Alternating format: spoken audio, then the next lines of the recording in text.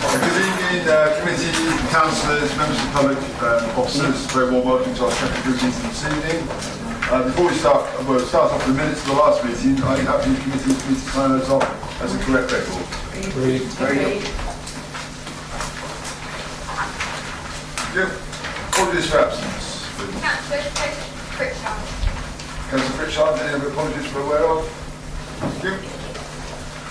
Declarations of members' interests. If not declared now, please declare as and when it's required during the meeting this evening. Before we go any further, I just want to say a slight change to the order of agenda tonight. I'm bringing forward item 8.4, which is Malta Neighbourhood Development Plan, to go first. Can I just ask if Mr. Foss is in the audience today? Ready to talk? Okay, that's fine. So I just want to check, because if he was here, I'll go for the Raiders Swap Design statement second. So we're going for the Malta Neighbourhood Development Plan, so I'll hand over to Councillor James, Strategic Planning Issue. Thank you, sir. Thank you, Chairman. Before you tonight, we're to consider the recommendations of the examiner following the examination of Malta Neighbourhood Development and seek approval to it. Members here, many of the members here will remember that this was deferred from a previous date to allow a number of issues to be investigated. And the principle among those issues is that the Council does not agree with the examiner's findings and final report in respect of policy H6, which refers to a piece of land south of Daventry Green Road and adjoining the school, which the Malton Parish Council would be prepared to see a development carried out on that site in return for providing better access to the school and the sports pitches, contribution to a footpath, and also the making of a new car park, bus car park, to improve safe access for pupils at the schools. And as we know, Malton Primary School and Malton Secondary School are both expanding, and in order to save the numbers, safety will be a paramount issue. Now, the strategic planning position on this, the objection to the inclusion of this policy, is principally because it results in a conflict with the strategic policy of the development plan, the N10, Green Wedge. This site, which does have a planning history, forms part of that Green Wedge, and also adds to the separation factor from the ever-expanding Northampton. That is what our objection to it is. Nevertheless, Malton Parish Council still want to go ahead with this, and together with the developers, they have come up with a proposal, the developers have now come up with a proposal, that they would be prepared to issue a unilateral undertaking to contribute to the development of this site by providing a footpath, making a contribution, providing a car parking, bus turning area, in order to essentially make it safer for pupils. They would be prepared to do that, such as would mean that if the developer submitted a planning application for this, might make it a little difficult to oppose an application.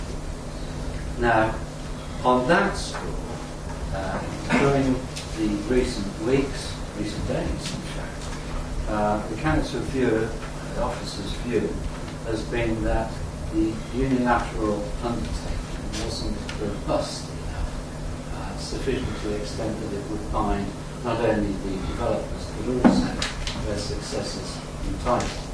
In other words, we would not want a situation where planning permission was obtained for the site by the developers on the back of offering these incentives, as it were, only to get planning permission, and then not being bound to carry out with providing the footpath, car park, bus standing, and so on. That undertaking has now been reworked sufficiently to lessen the risk of that happening, and further work is being done to tighten it up before the meeting of the next full council. Now, I think it's fair to say all of us have a great sympathy with what Malvern Parish Council is trying to do.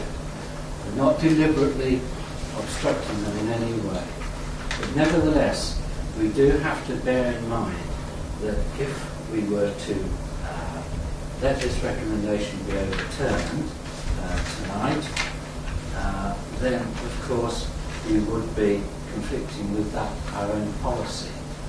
Who knows what that might lead to later on, because site forms part of a green wedge which has at the back of it a rural access area. Now, there are certain things which can be undertaken in the rural access area which, adding to this, would make it perhaps not quite so semi-rural as to more a suburban area, if you like, in Northampton. So, we do have the best intentions ourselves as well. Nevertheless, at the end of the day, it's up to you as members of strategy to decide whether you will go with this recommendation or whether you will oppose it and come up with some other recommendation.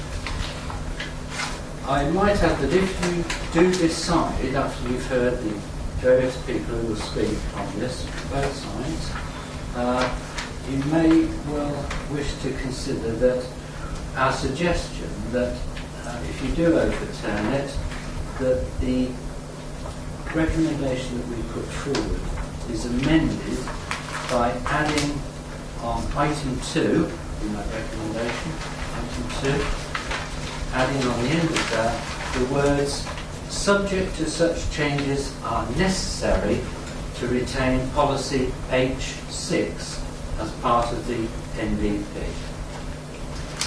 I think that's all I need to say at this stage. Okay, thank you, Councillor James. So you're saying that's on the end of recommendation 2, that suggested wording. Nothing else changes on recommendation 2? Nothing else, just okay, I just want to clarify that point. Okay. Local Member Councillor Warren. Thank you, Chair. I would hope that the members of the strategy group has received all the additional information sent out by Malvern Parish Council and that you've had a chance to read it. Since the report, the strategy has been drafted, circumstances have changed and it is therefore appropriate to change the officer's advice. As Councillor James has mentioned, the agreement that is signed, officers found that there was an area that needed strengthening, and discussions have been had between the Parish Council, Alum and themselves, and agreed a position and agreed that a wording that can be achieved, that will achieve the points that we wish to make. I can guarantee that the new document will be written and signed by full council, which is the 6th of October. Of all the developments in Malvern, this is the most important because of the benefits it brings and the enhancement to the public safety. It is what the community wants and needs and has wide support from all local councillors, including Judy Shepherd, our County Councillor, Ward Member, and the County Council Highways Department. DDC has a responsibility to help solve this long-standing problem. No one until now has been able to solve a 20-year problem. H6 removes all the school buses from the village and will provide a safe route to school. Malvern Parish Council has repeatedly been praised by DDC for their engagement with developers to provide community facilities. It has a proven track record in delivering them. Malvern Football Club are also experienced at delivering community facilities and are highly regarded throughout the county by many local and national organisations. The football club are currently turning away children each week to the new homes that have already been built. Policy 86 provides a new car park and bus park and a new entrance to Malton School and Science College. It has significantly improved the safety for children accessing the school and also Malton Primary School via a safer route to school. It provides the solution to the problem. We are discussing the budget later. This scheme is completely cost neutral to DDC, and we mustn't allow this opportunity to go by. I therefore propose that the rewording that has already been suggested, that we include, or we should modify the recommendation to add at the end of item 2, subject to such changes as are necessary to retain policy 86 as part of the NDP. Thank you, Chair. Thank you, Councillor Warren. Okay, thank you. Councillor Crimmins, would like to speak? I would like to speak. I'm just wondering, may I speak after if there's any debate? You can, that's fine. Yes, After the debate before just we making sure you're aware I'm happy to That's speak. fine, thank you. Okay, so open up to committee. Councillor Shepherd. Chairman, thank you. I've agonised over this particular problem. It has long been our policy to retain this significant green wedge, and that policy has been upheld by our planning committee on 2 occasions and by an inspector who took an appeal on the first application. These applications, both of course by Helen Brown, both for pretty well identical housing provision on this site. In fact, the first application was offering slightly more by way of community benefit than the second. In respect to the first application, the inspector, in relating the proposals to the policy, dismissed the application, dismissed the appeal, saying there is clear harm arising out of the proposals, especially in relation to the loss of open countryside in the position where it provides a setting for the village of Malton and helps to prevent its coalescence with Northampton. We followed that, as I said, in the in relation to the second Hallam application, which was refused and not appealed against. We then have the Malton proposals from the village, and of course those proposals go significantly against the policy. The green wedge, however, that the inspector and let me rephrase 2 things in this in respect to policy.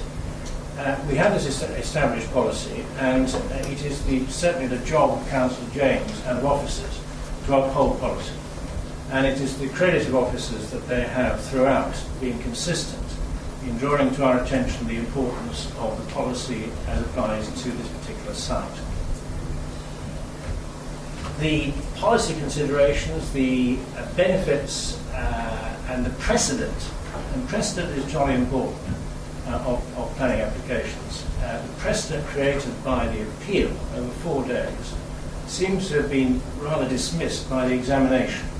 The examiner taking the Malton application, the Malton proposed plan, accepted it and very, very easily dismissed the objections of the inspector at the appeal, which is curious.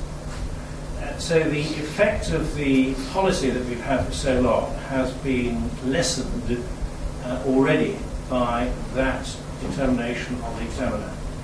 It's also been reduced in effect by, I think, 2 developments on the green wedge land.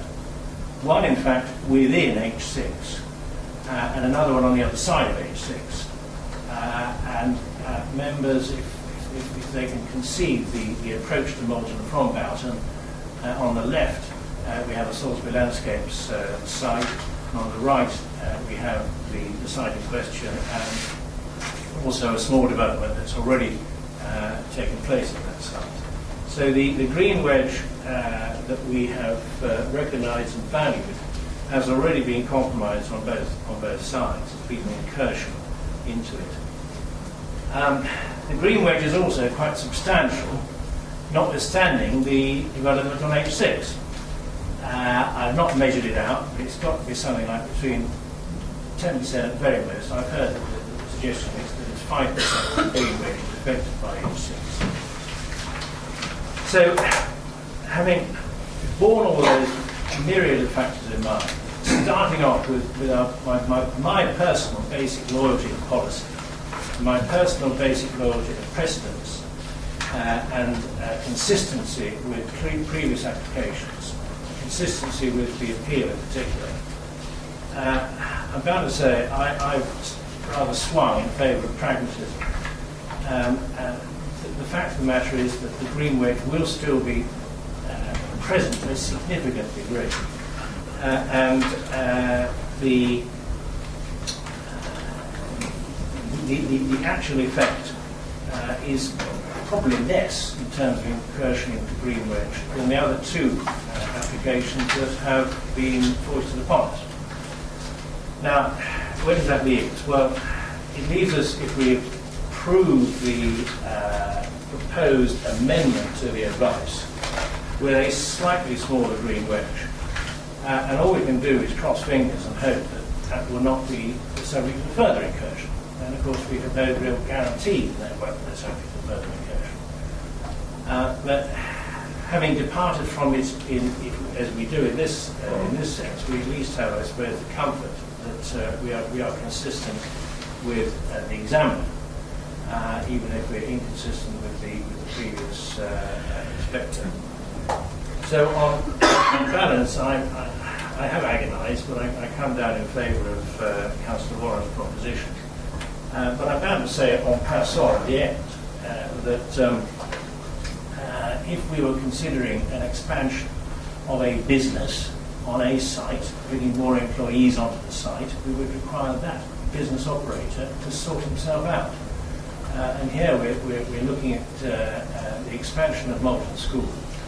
We see in Jane Austen's letter that 4.5 million is allocated for that expansion. And really, it's the school to pay for its own bus route and bus turning circle rather than anybody else. But there we are. That's just an irrelevant observation. But on balance, as I said, I think I'd support Councillor Warren's proposition. Thanks, Councillor. You have to speak to your wife about the cancer side again. You can't unnecessarily take responsibility at the moment. Well, this is, of course, an academy, isn't it? So that's academy. Sometimes they do what they want. Thank you, Councillor Randall. Yes, thank you, Chairman. I mean, I'm going to be really short on this one. I mean, my son attended Malton College a couple of years ago, and I often used to have to take him over there because he'd missed the bus. And I've got to say that it was absolutely horrendous trying to get through that village. So, you know, I was quite pleased when I saw the development plan that actually they were going to get, you know, something that was going to alleviate this problem. And obviously it's something that the parish, you know, really want. And I always like to listen to the parish. They're the people that live and breathe, you know, any issues that are going on. It does say it's against our policy, but maybe we need to think about changing some of our policies because we've got to be forever, you know, evolving. And we've seen lots of areas, you know, where normally we wouldn't have passed planning permission, but when we didn't have a 5-year plan, then things got passed that normally wouldn't have got passed, and not really to the beneficial of the village at all. But I feel this one would be of huge benefit to the village. So with that in mind, I would be happy to go with Councillor Warren's amendment. Thank you, Councillor Randall. Councillor Osborne. Two parts of it, Chairman. Yeah. It is most definitely against planning policy, no doubt about it. The site has been refused a couple of times, been on appeal, and that view has been upheld by the inspector. So there's no doubt about it, it is. And that could cause problems elsewhere when people refer to it. On the other hand, I can see why the village's view and the local member view is as it is. They have got a clear problem in Malton, and they believe that this could resolve it. I'm always reluctant without seeing conditions about when planning come in to to say yes or no, but I'll give you a clue. In Long Rugby, we got a 300-car car park built with all the facilities before the development took place. In most planning applications, you get conditions that says before 50 houses are occupied and all that sort of thing, do this and do that and do the other.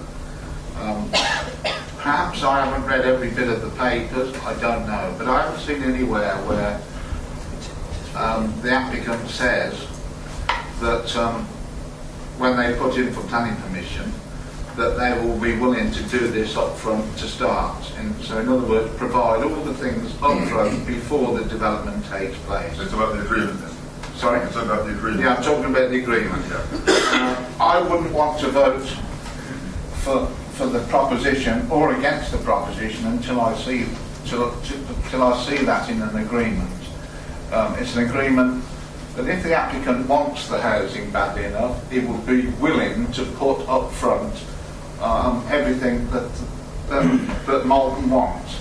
I don't want to see a situation that we've seen dozens of times in planning where somebody starts it and you don't get what you want. We've seen it with schools, we've seen it with lots of things. They go bust, pack up, different developer takes over, and you don't get, and you've allowed something that you don't want. So I'd be more likely to support it, Chairman, when I see it in black and white that the developer will do this before the start. That's my view. Chairman, on that point, my understanding is the draft agreement does contain that particular provision of 50 houses. 50 houses, thank you, Councillor. And of course he'll see the agreement in its final form before council. On that point, Councillor Chair, but also on the point that Councillor Oswald's made there, it's very important that because the developer may sell it on to another developer, so it may transfer to another. But yes, Councillor James' point. Yes. That's the point, yeah, but the point is that developer may have a different view and what it inherits may try and change. I think that's where the agreement becomes very, very important in terms of legal binding. Are you satisfied, as said, that you're satisfied with what's, well, you won't know yet, maybe by council will know the position, how satisfied you are about the strength of that agreement. Because obviously I think Councillor Oswald's right. We know it's not only the parish involved, it's about the football club, it's about other bodies involved, wanting to see it for all the right reasons about the community benefits. And what none of us want to see is, if we go down this route, despite the risk of the green wedge being filled up still further, we don't want to see people let down by some slippery moves later down the line. And that's why I think it's very, very important that agreement is watertight as best as possible. Can I just come back for 1 second? Yeah. I heard Councillor Shepherd said that 50 houses or something. I wouldn't want to see 50 houses built before the benefit takes place.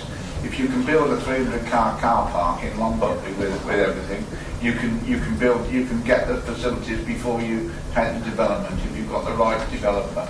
So that's what I want to see. I don't want to see when 50 houses are completed or when they're occupied, because that might be years and years and years. And I take the point you're making, Councillor, but what I'm making, Councillor Shepherd, was also the development may change. Sold off. The development may be sold off. Simon, do you want to just talk about the robustness of the agreement being put together at the moment? Certainly, Chairman. Yeah. We received in the post yesterday a unilateral undertaking. I won't bore the committee with the technical details, some will be more familiar than others, but it's a form of binding arrangement that binds land. And it doesn't require the council to be a signatory, it acts like a contract, but only one party signs it. That undertaking purported to bind the owners of the site in question to deliver the facilities that have been talked about. However, it had, if you like, a logical hole in it which we identified and we've drawn to the attention of the landowner. As has been said, they have come back and they have made a fairly comprehensive set of promises to remedy that with a second unilateral undertaking, which clearly, depending on the view of the committee tonight, may or may not be relevant. But certainly, if the committee does go down that route, we'll make sure it comes to points off. At present, as has been said, the unilateral involves delivering the facilities no later than the 50th house. I can't say whether that's wise council or not, but that is what it says. No later than 50 house. Yes, but again, Chairman, comparing it with the Longbury one, the condition there was before I accept that. And it's been done before, and I can't see why this one couldn't be done before. Then you take away the complete worry that it doesn't get done. I think that point can be noted by some of the negotiations. Okay, Okay, well that's my view. thank you. That's very kind. Councillor Paul. Thank you, Chairman. I have to agree with both Councillor Shepherd and Councillor Osborne by the same token. I have empathy with my colleagues to my right. It is not easy. A couple of words that came out, harm to countryside. I don't like harm to countryside. I've fought long and hard with regard to coalescence of our villages over the years. I would like to put in harm to village. Morton, very proactive parish council. They've taken their lion's share of hits in recent years. The one part that I am concerned about is that Councillor Warren said those infamous words, "I guarantee." As far as I'm concerned, we can vote on this, but unless we get all the T's crossed and the I's dotted from all parties, including the landowner, prior to council, then I think we should refuse it. If we can get all that prior to full council, I'm happy that the amendments that they propose go forward, Chairman. Thanks, Councillor Paul. Councillor Chandler. Thank you, Chairman, for allowing me to speak, not being a member of the group. As Chairman of the Joint Strategic Planning Committee, I felt I should say something. It is the view of the Joint Strategic Planning Committee that the policies as contained in the Joint Core Strategy are robust and must be upheld. The local development plan consists of the Joint Core Strategy and the saved policies from the 1997 Daventry plan, and it's one of those which is being looked at here again. And the examiner at the NDP examination, Neighbourhood Development Plan examination, expressed his view that that policy, EN10, is not strategic. Well, he's entitled to his view. The inspector at the previous planning appeals had a different view. Those policies were put into place not to be awkward, but to protect the 73, 74 villages that there are in the district. And the position, therefore, of the Joint Strategic Committee is that the proposal as drafted, including the officer's advice that they cannot accept policy HC, should stand. However, I am, of course, in the very fortunate position of not having a vote this evening. You will have one at full council. And when it comes to full council, I shall be chairing the meeting and perhaps shouldn't have a vote there either, because I'm supposed to be represent everybody. But nevertheless, I did want to make it clear that as far as the West Northamptonshire Joint Strategic Planning Committee is concerned, what we have in front of us is not acceptable. I keep hearing that it will be better tomorrow, but by the time we get to full council, we'll have a more robust document. Well, I look forward to seeing that, Chairman. Thank you, Councillor Chandler. Councillor Guildford. Thank you. For me, I totally understand the position of the two sides of the argument. And I think Councillor Shepherd has put it very eloquently, the two sides. But it's back to common sense for me, safety. Above everything, policy, the argument is down to safety. And I would support the amendment. Thank you, Steve. Councillor Guildford. Councillor Daventry. Yes, thank you, Chairman, for letting me speak. I'm not a member of that, but listening to the both arguments, I can understand what is the good for Morton, but I have also in my ward a big village. Is the good of Morton going to harm other villages, and that is what we will have before that full council. If what we do at Morton is prejudicial for the other 20 bigger villages and can make sort of question mark from all our previously. I think it's very dangerous. So providing at full council we vote on something that is weather tight and the developer do it. Otherwise, we are going to be on a sticky wicket on planning. Thank you. I accept the point there. I think this is where it comes back to the agreement to make sure that agreement is as solid as it can be to make sure it delivers what the local community want and what this council might do on their behalf. Because what we don't want to do is find out they're in the worst position and they don't even get what they're looking for. So that's what I was trying to say is that that I understand Morton and that is good for them, but the good of Morton should not jeopardize the good for all the others. It's about the level risk. Yeah. I understand the point. Sorry, Councillor Hills. Thank you, Chairman. I've sat here and listened very carefully because, to be quite frank, I've anguished over this since I got the copy of the papers, etc. I know Malton's a very forward-looking village. They do a lot of work. They certainly support their residents and the parish council is a hard-working one. I've also been very involved with the football club in my portfolio role and worked with them in many, many cases.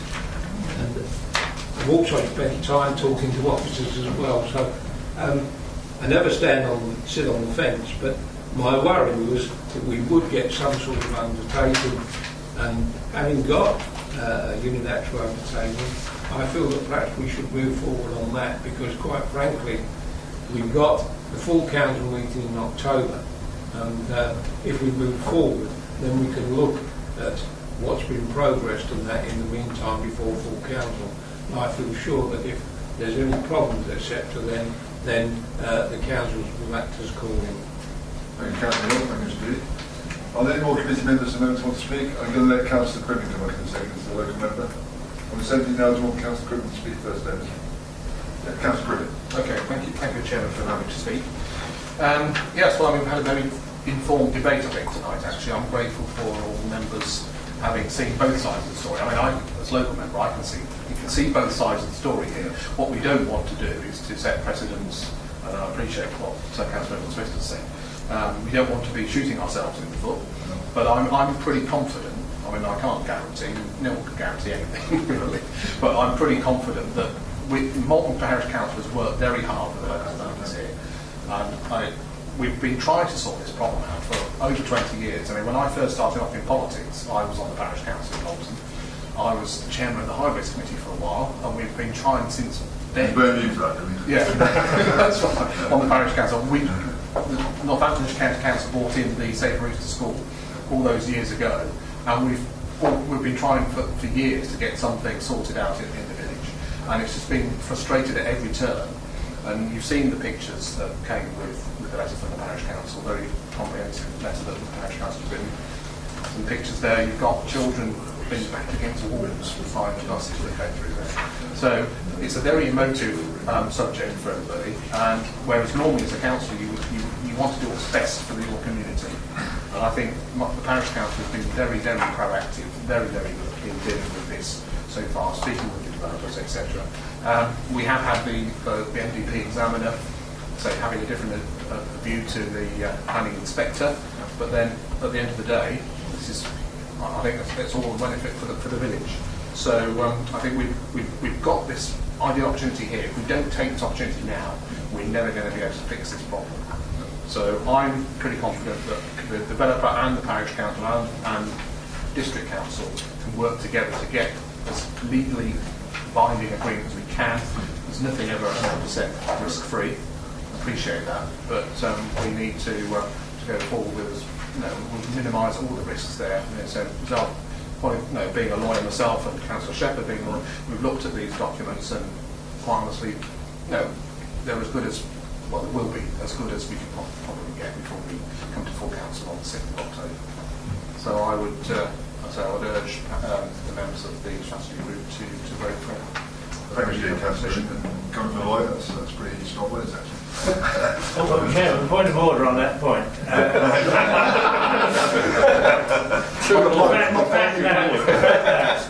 you have to have two lawyers in the council is irrelevant. You're not advising. We're not advising. I'd like to say that's what we're not advising on it. And I've not read the entire current draft either at the moment.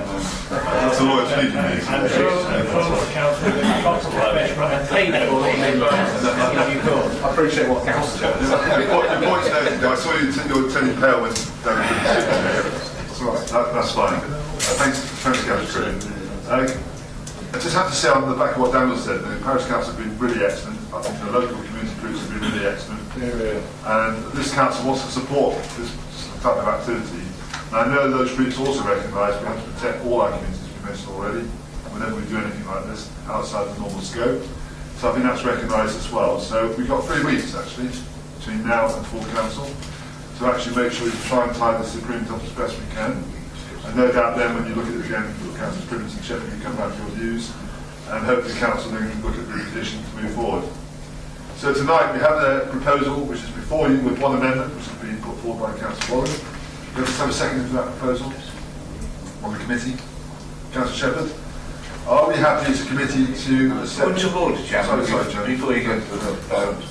If the committee agree with the recommendations, yes, will they be resolved, or will recommendation goes to council? Will that go to recommendation to council? This recommendations go to council in 3 weeks. That's fair Which is what I'm saying. So we've got 3 weeks to get this tied up totally.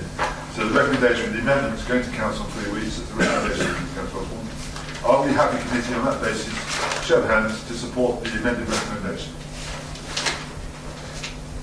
That's unanimous. I presume you are, Councillor James, are you? That's all, yeah. Against.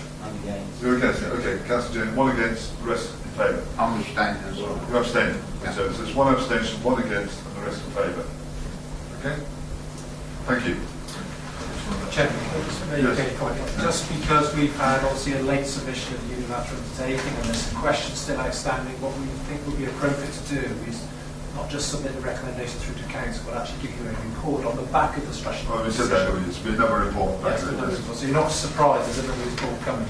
Just to tie things up and make sure you have been seated through all the necessary arguments needed.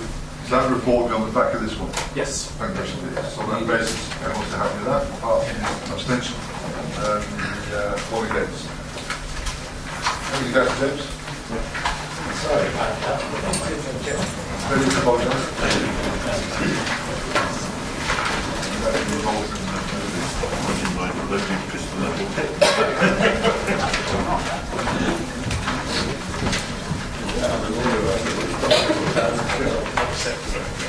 Yes. Yeah.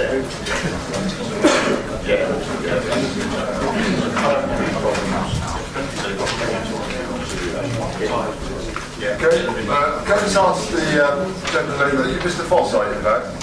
Right, so we're waiting to, just want to check this. We're going to bring your item forward if you were here. So we just dealt with Bolton. So I'm going to bring forward the Ravens for finished design statement, SPD, second consultation, Councillor James.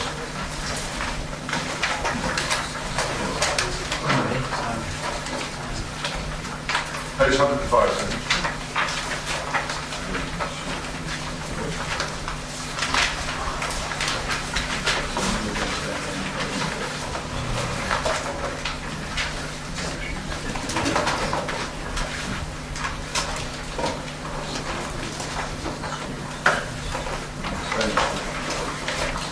Yes, this report seek approval for additional public consultation on the Ravensthorpe Village Design Statement to reflect the proposed reinstatement of 3 open space designations.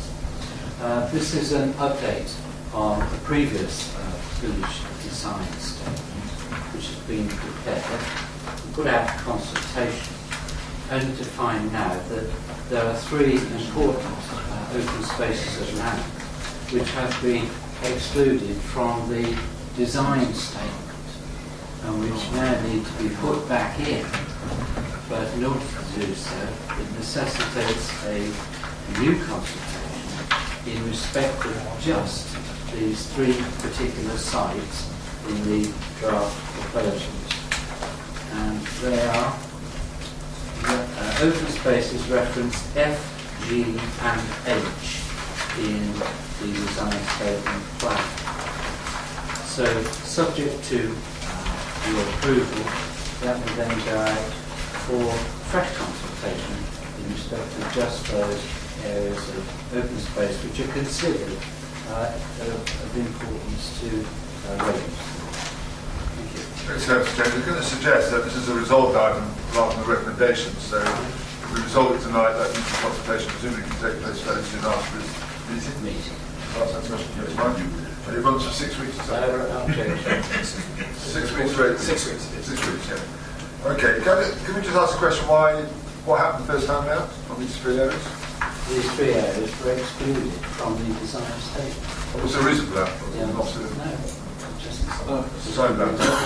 Just to understand the reason why they were excluded initially. Chairman, the process of the design statement is then prepared by a local community group. Right, typically parish council, parish meeting, and outline bodies. They're presented. Officers do a check of them, but obviously don't try and intrude more than is necessary. Right. Their omission this time wasn't picked up. Perhaps it should have been. Okay, that's fine. But it has now been picked up, and the design group, I think, happy with it to agree that we should reconcile on this basis. Well, I think it's very wise to do so, because everyone a fair net to try and put their thoughts forward from the village. So, any comments from members? Happy to accept the sorry, Councillor Ball. I'm happy to propose that we accept, but I would also like to comment on the quality of not only the village design statements, but also the neighbourhood plans before us this evening, Chairman. Okay, thank you. Do you want to speak, local member? Yes, please, if I may. Clearly we are in the situation that we're in, and there's precious little option other than to take the course of action that Councillor James has outlined. My only reservation about this is the aspect of it that restricts any comment during the further consultation to those 3 open spaces only. I would have thought that if we are going out to consultation, we should allow people to make representations about any aspect of the document. Well, I think the point there, Councillor Mickelwright, is that that's been done already. So the only point that wasn't done originally is the 3 areas that was done now. I understand that. Yeah.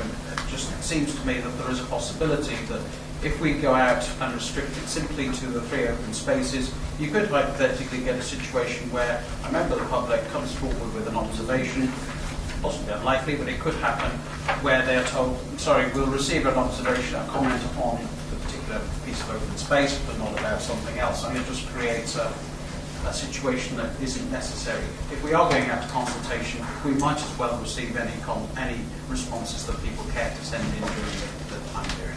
Okay, well, I'll come back to that. Councillor Oswald? Yeah, I thought, correct me if I'm wrong, but Ravensthorpe has a village design statement from several years ago. This is a new one that encompasses all the parts of the old one, but alters 3 sites. Which wasn't included in the original? No, that was included differently in the original one. So, now that these 3 sites are different from the original design statement, that's the only part that is different, it's right that those sites should go out to consultation. As the rest of the sites have never been challenged and they're exactly the same as the original village design statement, I see no reason for them to go out again.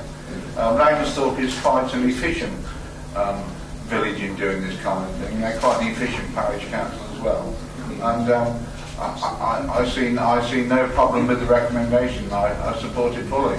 Let's go. So it's back to you, Councillor James. Any comments on that? How to support? To say, well, I can say the first design statement. I think they did actually. No problem with that. Chairman, we are changing it to resolved. It's going to be resolved item now, which means we can get the consultation underway sooner rather than later. Thank you. Are you happy with the resolved item? Great. Thank you. Right, go back to the beginning of the agenda now. We've got those 2 out of the way. I think it's important just to let the public who turn up to this sooner rather than later, so I apologise for that. The next one is the Council Learning Development page, which is on page 5. When I read this, actually, I was quite disappointed about the turnout at some of the training sessions that have been provided through the member development group, which Cecile and Smith chairs. I did write to Cecile before she went away on holiday, actually. I know you've been away, you haven't had a chance to respond yet. But I was going to suggest that I just wonder what your thoughts are, Councillor Smith, about the attendance and about the number of the people. So when you look at the attendance of these sessions that have been great, you've got a lot of sessions on, which is great news. I think the one area I do have a concern about is e-learning, because e-learning should be done without having to attend any session at Daventry. What are your thoughts on that, please, as chairman of the member group? Well, it's always very disappointing that when we meet as a subgroup and we try to do things differently, I would say that maybe not popular, but if we do not educate ourselves, we are not going to be the best councillor we can be.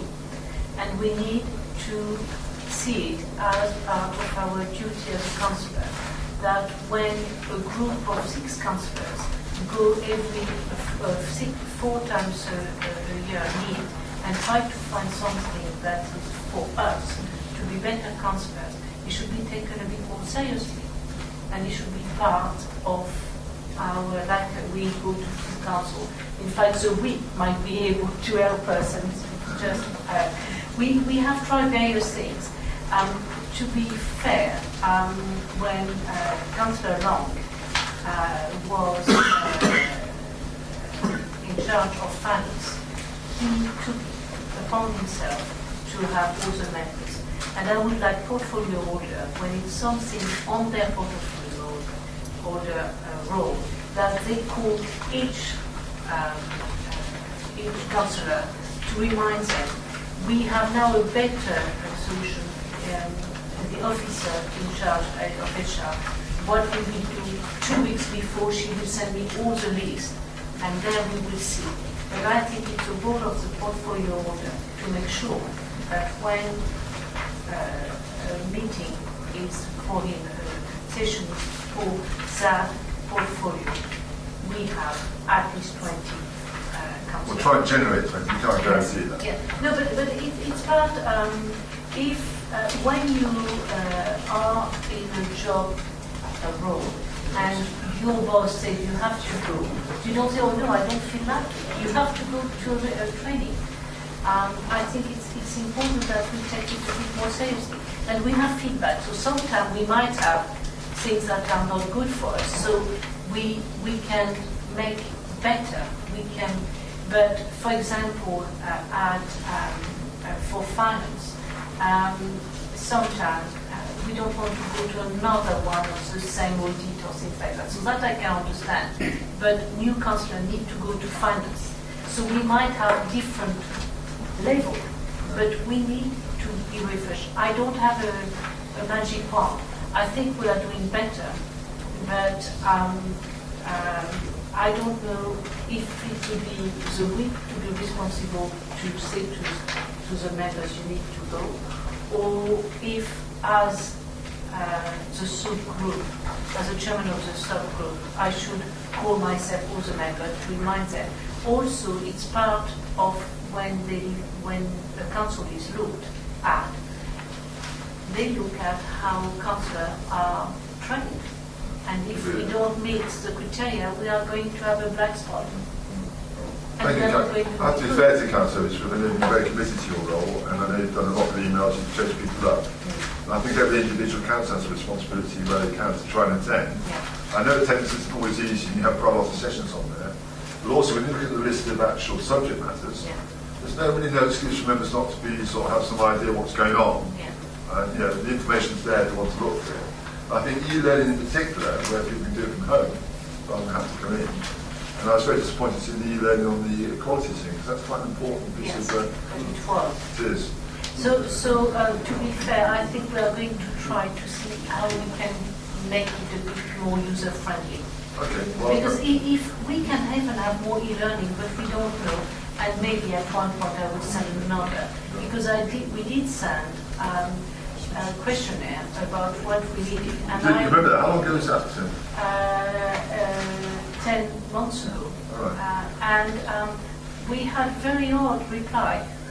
So I will not. But for me, it's a question of figure. So if we could be, and if you want, I can. That was my job before I to do education for people in the workplace. So I think we should do better, and maybe if anybody has an idea, do come. We are a very subgroup who will listen, but I would like, and we all would like, at least 20 members per session. That's a target. That's a good target. It's a good target. It's still 2/3. I mean, we are not talking about at council. We need to have everybody. Councillor Shitty, no, Councillor. So, Councillor Shepherd. Chairman, forgive me if this has already been done, and I'm so stupid that I missed it, but in respect of the formal training sessions, do we send out appointments on Outlook? Yes, I think so. We do, yes. We do. So, I mean, the sending out of an appointment on Outlook normally requires one to positively address it and Well, yes or no, just yes or no. Can get 10 councillors. I get that right already. Yeah, I'm already. Okay. Thanks, silly. Okay. Okay. Thank Yeah, that's a good way of doing it, actually. It goes to your diary automatically then. Yeah. Councillor Osborne. I thought the diversity one was good. I thought, okay, I've got to do it. I kept off doing it for quite a while, and I thought, right, I've got to do it. I keep getting emails about it, and I thought, well, I'll do this. You just sit in front of the computer and tap a few buttons. So I did that and got it all wrong, and you can't get out of it. And, I thought, what's your score then? Well, it didn't give me a score, so I had to go back and do it properly. And unless you do it properly, you can't get out the system. In fact, I think the phrase "doing my editing." You're meant to be saying it, Councillor. Good job, you didn't say it very well. But at least I knew a lot about the subject in the end. If we could have more like that, it would be useful, I would think. Thank you, Councillor Osborne. Councillor Kilburn. Just a couple of observations, really. In that some of us in our day jobs have the equality training as well on the e-learning that's mandatory. I don't want to sit and have to do that course for every single role I hold. So I think we need an avenue where we can feed in if we have that training elsewhere. That, you know, it could be recorded to show that we are having training outside of the council for subjects that are relevant. Yes. The other idea is I'm portfolio holder for a very emotive subject and therefore get a high turnout. Perhaps if you split the evening, you know, it is an analysis of which events I turn up for, which you don't, and then split the evening somehow into two, knowing that coming along for the emotive one and tagging on the other. That's just an idea. That's some feedback for you, Councillor Smith. Thank you. Councillor Randall. Oh, yeah, sorry, thank you, Chairman. We're covering the whole of this to page 44, I'd imagine. Yes, that's right. Right, so first of all, I wondered if it would be an idea to ask people why they don't attend training. You know, whether, I don't know, in their day jobs, whether they find it difficult to get here, maybe their employees would let them come early if it's a council meeting, but if it's a training session, they may not. So maybe it's a timing. I would like to see more outside training rather than in-house training. Some of the sessions that we've had from outside have been really good, and in the past we have shared them across different councils, and I know I've gone across to Northampton and been to some of their training sessions, and as well to Coaster. So I'd like to see that more, because I think sometimes when they're in-house, councillors get to the point where we've done that last year, we don't need to go again, we've done that last year. Well, last councillor needs to go back and read on this stuff. Okay. And then moving on to page 17, lead of council role description. I've got a few bits to pick up on there. That it does say 7 point down to work with officers to lead the organisation.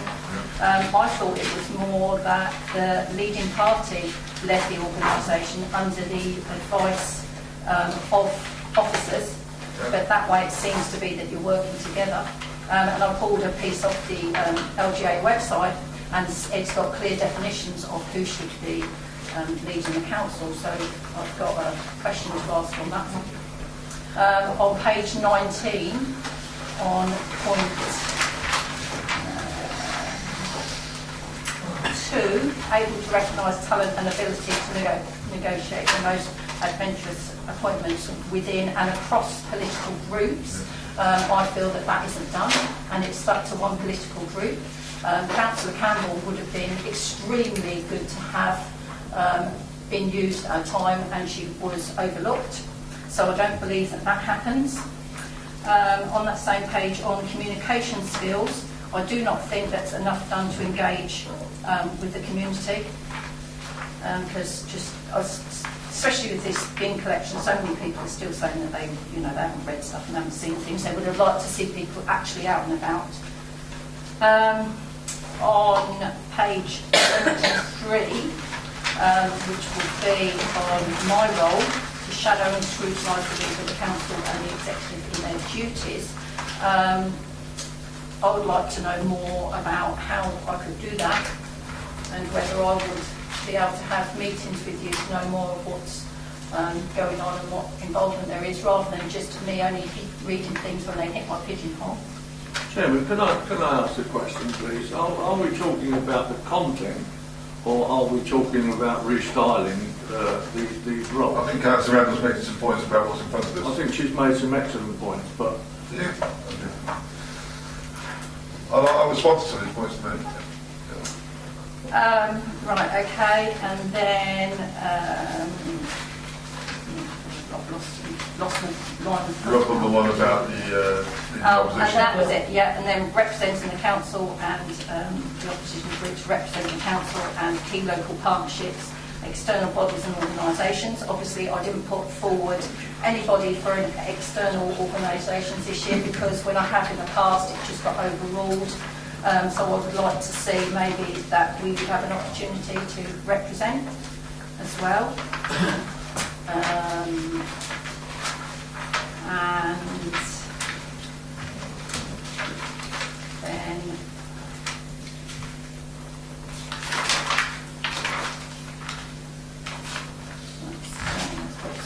more on page 35, councillor role description, to champion the interests of the council and the community.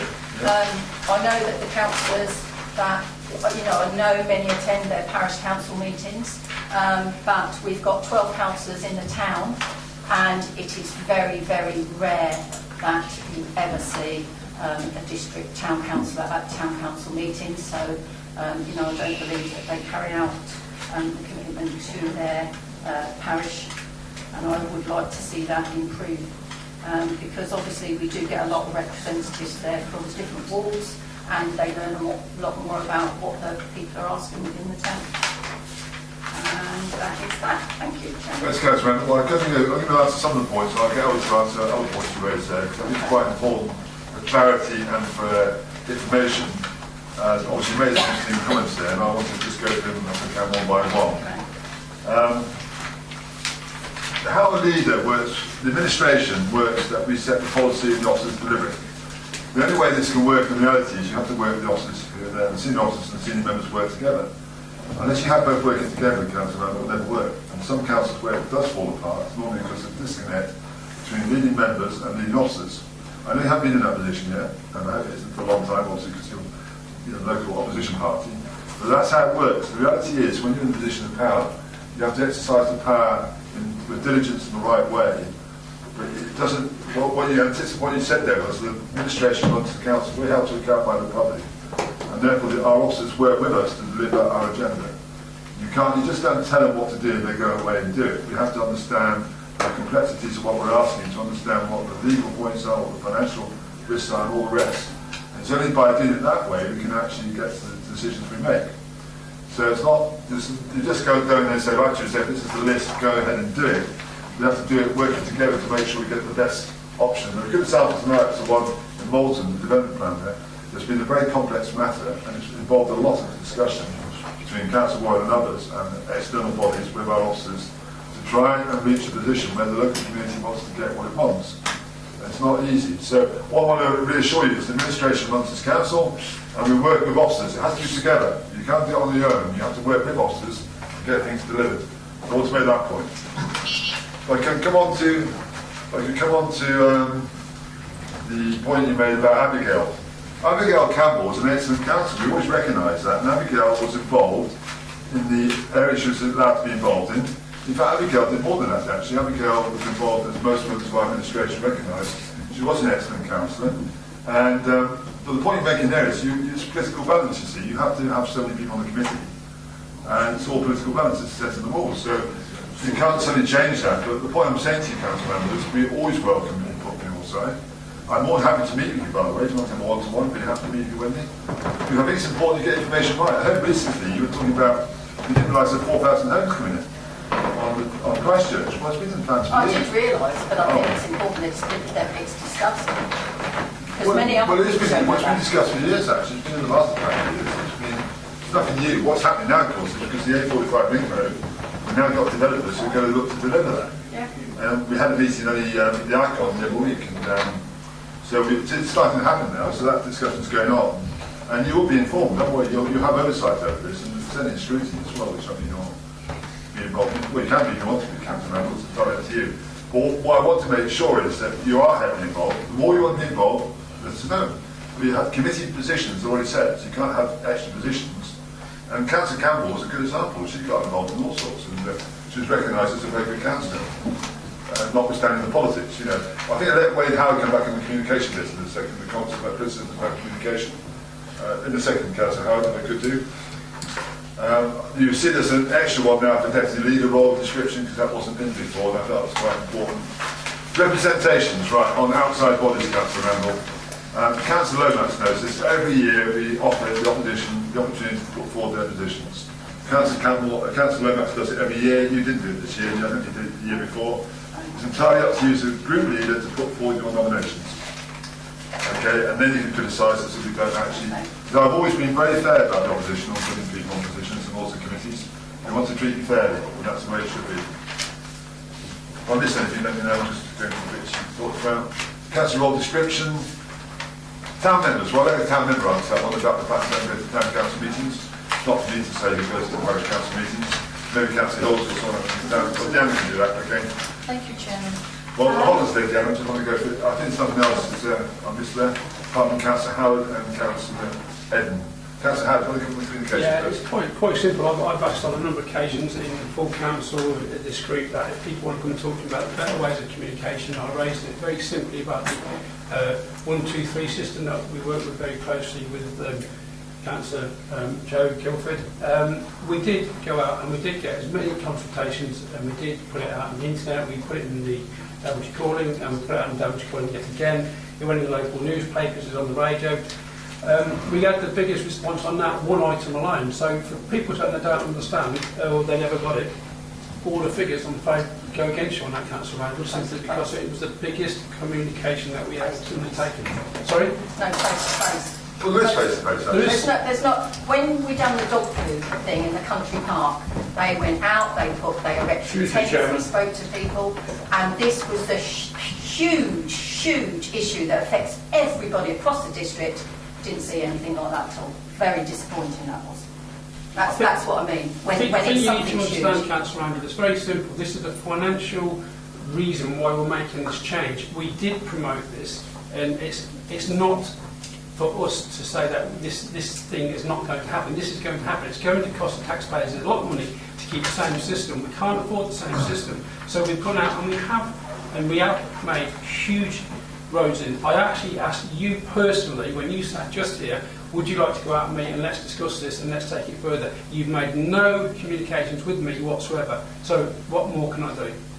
Okay, thank you. Councillor Eden, on the town council bit. Thank you, Town Chairman. members, yeah.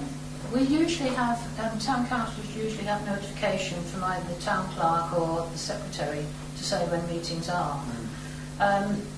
9 times out of 10, if I can't make it, I send an email back with apologies. Because most of the time, they clash with meetings that we've got either here for different things, or I've got outside. Can't do more than one. Plus the fact, if I do go, your sound system is null and void, and because you've got a long table and we sit right at the end, you sit there half the meeting and you can't hear a word that's being said. So you get to the point, well, why am I coming? But I always read the minutes, and if there was anything in there that I wanted to ask questions about or anything, I would send an email. So I'm not ignoring the town council. I like to know what's going on. So I always read them. Thanks, Councillor Hills. I echo very much what Councillor Evans said. I try to work with the town council on various things like the free cinema we offer in the park and things like that. We work together, and I always try and welcome working with the town council.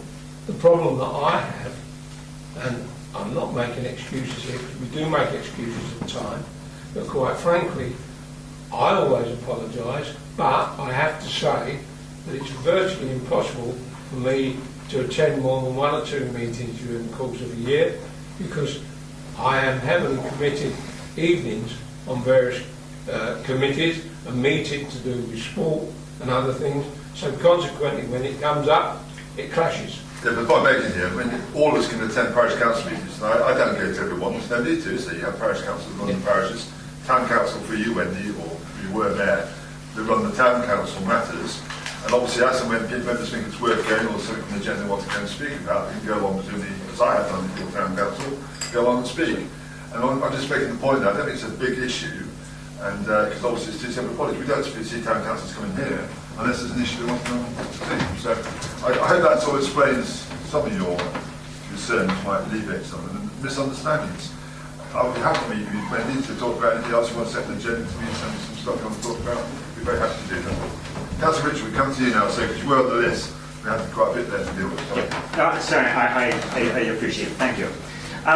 I just wanted first to go back to training. Yes. I wouldn't want to make it more difficult for councillors to get to the town council and parish council meetings. But if anything, I would like to see more members' training and development sessions rather than less. I think it is important. I'm grateful to the member of staff that sent me an email in the last couple of days advising that there were still bits of e-training that I have yet to undertake, and I will attend to that. I was very disappointed in missing the last one on finance, which I think when we were circulated about what we thought was important, it was one of the things I think I put it at the top of my list. I am used to having in organisations where, at least a week beforehand, you may get a reminder that something is going to happen. Rather than, I think in this case, unfortunately, that email only arrived about 48 hours before the event. While I was travelling, I didn't actually read it until it had thing was over. I don't think this is these things happen. But I think it would be good. I think it would be good if we had an ongoing page that we could refer to that had a clear timetable of what training was coming up and when, and what was confirmed and what was speculative. Well, I don't council Jones will come back to that point, but also I think diary points are quite good. You get a diary point, but in your diary, it's in your diary, then, isn't it? Yes, but there are bits of training that I put in my diary and they've been told that they have been cancelled, they've been changed and everything else. And to make sure that there's somewhere you can go, that this is up to date. Okay, well, can I ask Olga coming on the finance, because you mentioned finance in particular, Olga? Yes, sorry, through you, Chair. Obviously, it was me who sent that email out on the understanding that members had training dates agreed throughout the year, so that was more of a courtesy reminder as opposed to inviting you to that particular one. I thought they would already be in your diary. Thank you. Councillor, I'll let you come back at the end. Sorry, I just got a few more members. Councillor, sure. Sorry, there was another point that I just wanted to touch on a little bit. The pages that we've got about role descriptions. Yes. I would assume that most councils in the land have got, fairly similar documents. And we have thought it should be too difficult for us, simply to accept that there is that there's a sort of national view of this, rather than having long discussions. However, as the documents have been put in front of us, on the council role description, there are bits where I know what the words are trying to say, but I have got a little bit of concern. The first key purpose of a councillor here is to champion the interests of the council. Well, I will champion the idea that having Daventry District Council is important. How you interpret the interests of the council, I think most reasonable people would interpret the interests of the council as the positions and the policies that the council has adopted. Well, as an opposition member, that is not my role, and I cannot make that my role. But sorry, Councillor Richard, it does say, just for those of you that words of what you just said, of the council and the community to relate to the improvements of the quality of life, etc. You read the whole sentence, it makes more sense, doesn't it? It just goes by the first bit.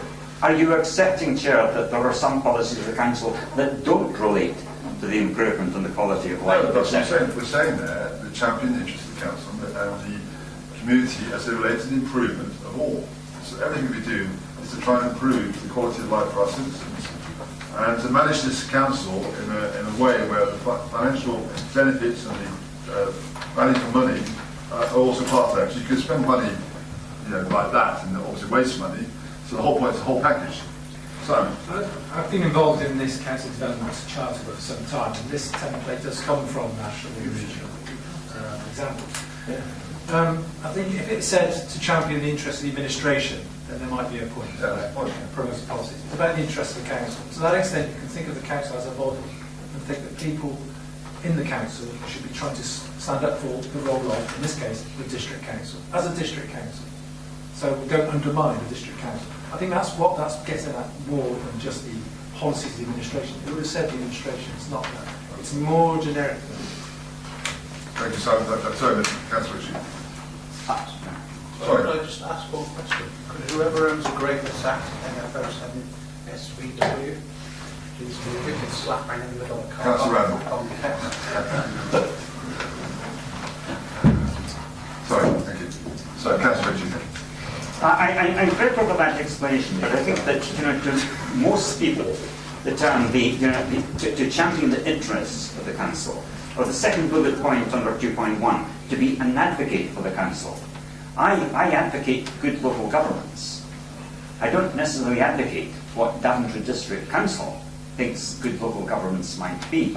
I'm certainly an advocate for the ward to the council. Yeah. You're also part of the council, aren't you? You're a member of the council. So you're part of the advocacy of the council as well as the ward. You're looking beyond your ward to the whole. I have an obligation to assist people within my ward to understand the importance of having a district council, how that district council works, what the district council has decided to do. But that is slightly different from being an advocate for the council, in the sense of what the council has decided to do and planning to do, and how the council is implementing its policies. Okay, because that's a political view, isn't it? You have a different view to the administration, so you may have a different view about what the council's doing. That's the political role. So that's slightly different, I think, Ken, from what we're saying here. I know what you're saying. As long as that is understood, I understand that, yes. Thank you. Councillor Richard, sorry. Yes, thank you, Chair, for letting me speak. With regard to training, we're all professionals. Or we're not so professional in the sense that we get paid. We're professionals in the way we execute our duties and in our work, etc. And it's our responsibility to manage our own development. The programme is put forward, to suggest that, well, I didn't know it was on, or I needed to check it up. I think it is not taking responsibility for your own development. We all have family commitments, we all have work commitments, and we need to manage our own time and get to as many of these as we can. And if we are unsure, then we need to check up. So it's our responsibility, the ball is in our court. And also with regard to needs analysis, I know there is some needs analysis. I don't believe in blanket training. I believe we should be doing our own needs analysis onto things that we need to be developed within ourselves, and also taking counsel from other people that saying actually you need to develop yourself in certain areas. So we take responsibility and we take advice from the organisation that actually provide the training package.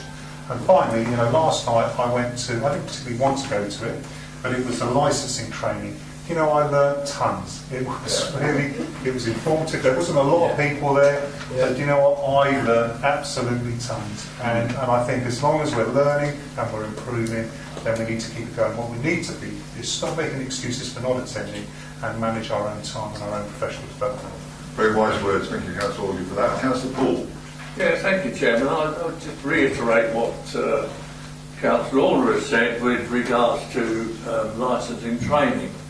Ed Cook is an exception, a remarkable exception, because he won't deal solely with PowerPoint presentations. The training is human, you're involved, and it's in a more relaxed atmosphere. So for that I do him absolute credit. As for finance training, over the years, I think our finance training has been impeccable. I couldn't make this meeting, it was very difficult to get back from Germany at the time, but however, and if you look at our council as a whole, our officers, our members, our training has put us through to a position of one of the best district councils nationally. Look at our record about unemployment, etc., etc. I don't have a problem with training. I do have a problem on occasions with the numbers. Normally it's a third of the council. And how sad am I that I used to write down, my colleague over there used to write down how many members were attending at each political party. But I've given up doing that as being futile.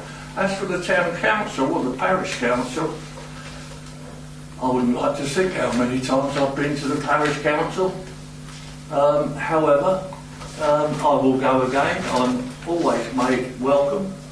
And as and whenever there is something meaningful to discuss, and as and whenever they take responsibility in the same way as our parish councils take responsibility for their area, I think then they will command more respect and get more people to their meetings. But as far as the training is concerned, yes, I've been on e-learning, yes, I've done the equalities.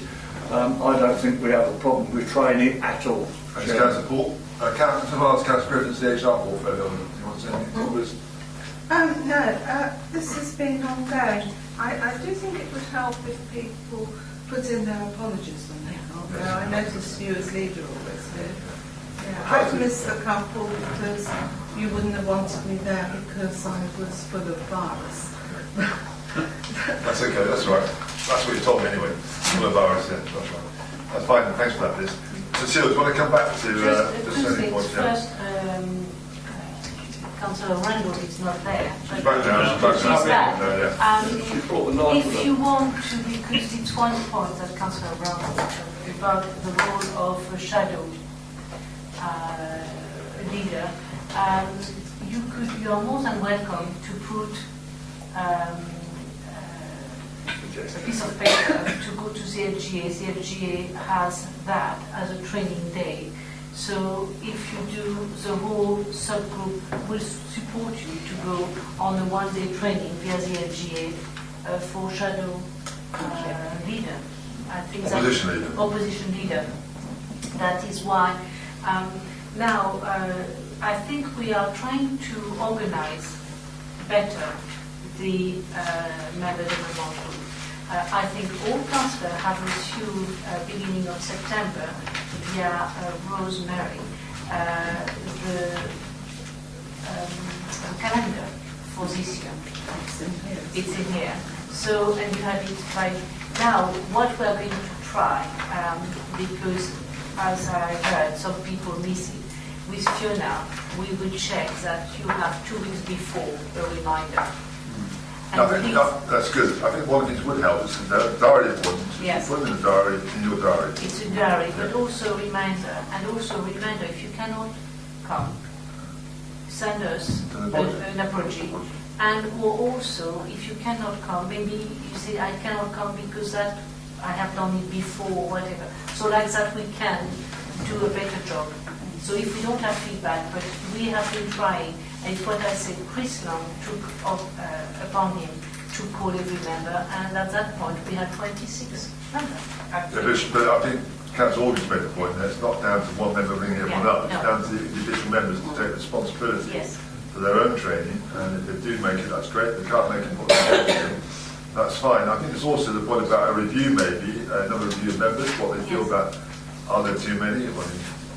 Councillor Richard suggested we want more. Is it the timing? That's not quite right, because we're not getting the right attendance. I think that might be worth your considering that. It's up to you entirely. I'm not saying it should be decided tonight. So the trouble is we don't have a lot of choices in timing. It's 6:15 like all the council. The only other timings that are a bit different is for member of planning committee, which sometimes is a bit technical and not interest a lot of people who are not on planning. Okay, thank you for that. Councillor Walker. So it's just a little worry I have there is that if we've done the training before, sometimes I need to go to more than one session to really grip it up. And so I wouldn't want us to be, just because a lot of people have done it before, not to have it again. I think there should be a group of standard inputs, and then we can add to it. But please, let's just keep the, I think finance you can come to every year or every 6 months and still learn something. I think your earlier point, Councillor Walker, about individuals taking their own decision, they work out for themselves how much they need or don't need, is the point. And it's not down to anyone else chasing them, it's for them to actually put in their apologies or put in their acceptance. Well, I wouldn't want a strategic point of view is us to limit them, because a lot of people are finance. We need to keep a rolling programme, if that makes sense. Well, like the finance one, actually, you have more than one date, because obviously it's very important finance. You can't make one date, you hope to have another date where people can make it. Councillor Hills. Yeah, I'd just like to remind everybody that if you come along to the training sessions, there is an evaluation form, and at the bottom of the form it asks you what further training you would like. So there is an opportunity to come and to make or put forward your views on what training you would like. So I personally don't see a problem on that. Thank you. Right, well, I'm going to draw out to the close now. It's very positive, actually. We had a long debate on this that shows the interest that members have. So I'll be happy to accept all recommendations. Green and Council Osborne spoke to everyone. Great. Thank you. We go to access communication issues now. Corporate Communication Strategy 2016 to 19. Councillor Howard. Thank you, Chair. I'd like to seek approval of the Corporate Communication Strategy for 2016 to 19. The 2012 document was called on communication culture at the Council with the digital channels, such as social media by residents seeking news and information of that time. The past 4 years have seen significant changes to the communication landscape, with the continuing rise in popularity of digital technology and the decline of traditional channels such as the local newspapers. A new corporate communication strategy is therefore required to enable the Council to respond to doing this shift channel, set new goals and identify future opportunities for improvement over the next 3 years. The strategy is based on 5 key themes for delivering communications: public relations and media activity, digital communications, corporate marketing, internal communications and publications. The items to be recommended here tonight are: 1, that the Corporate Communication Strategy 2016 to 19 be approved, and 2, that the establishment of the Communications and Marketing Service is increased by 1 full-time employee to accommodate an operations assistant post with effect from the 1st of November 2016. Thank you, Councillor Howard. I have to say that our communication team at this council really does well. I compare it to other authorities or other bodies where they have far more than just the numbers we have, and they deliver even more than they do. So I think great praise to you and your team, Becky, that we are always impressed by the amount of work that goes on there. And I know that you're under pressure, so one of the reasons why this is going forward now, so I hope members can support that, so thank you. Right, okay, Councillor Randall. Yes, thank you. Yes, they do work really, really hard, and I fully appreciate that they need another member of staff because their workload is forever increasing. But what I would have liked to have seen is maybe in your Daventry calling, just put in a survey in there about actually how many people read it. Because if it isn't well read, then I would like to see it reduced back to 3 times a year, and that would offset some of that finance. Well, I'm surprised actually you say that, Councillor Randall, because you keep moaning about the fact we don't communicate enough. Now you're talking Not about by that. It's face-to-face communication. We don't do enough face-to-face and getting out there. That's where I would stress them all the time. Can I just make a point on that? You don't know what every member in this council chamber does face-to-face. Oh, I'm just saying. I'm just saying, you don't know. Do a survey in the Daventry calling, see who reads it. And that well, it goes to, all we know, it goes to every household. I know it goes to every household, and you will be surprised how many people do not read it. Planning So I'm Council? just saying, you could just put a survey in there, ask people if they want it 4 times a year. Well, I said- Okay, I won't go there. Sorry, I won't go there. Councillor Paul. I've come up with a good idea. I'm going to cancel as many ambulances in Daventry as I can because I haven't used one for 10 years.